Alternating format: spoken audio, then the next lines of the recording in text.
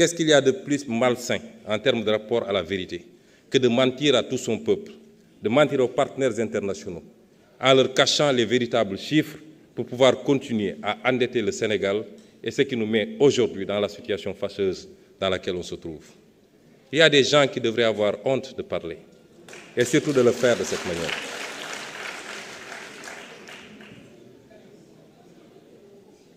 Personne aujourd'hui, à part un seul intervenant, et l'histoire, vous savez, je crois que chacun d'entre nous doit éviter de se faire prendre la main dans le sac en plein jour. Dans quelques jours, la Cour des comptes publiera son rapport. Dans quelques jours. Je ne sais pas ce qui s'y trouve. Je ne sais pas ce qui s'y trouve, mais je peux vous garantir d'une chose. Si ça ne révèle pas plus que ce que nous avons révélé, ça ne sortira pas moins que cela.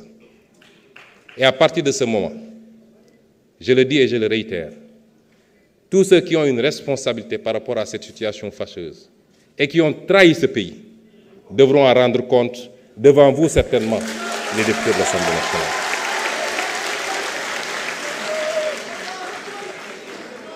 Je voudrais que certains comprennent qu'une certaine forme de politique est révolue dans ce pays.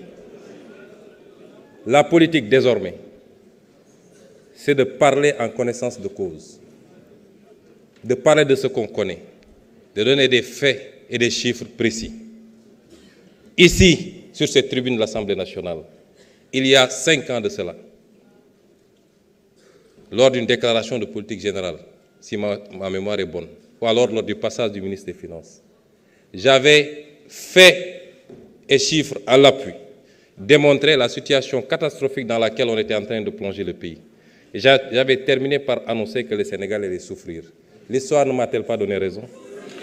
Ici, sur cette tribune de l'Assemblée nationale.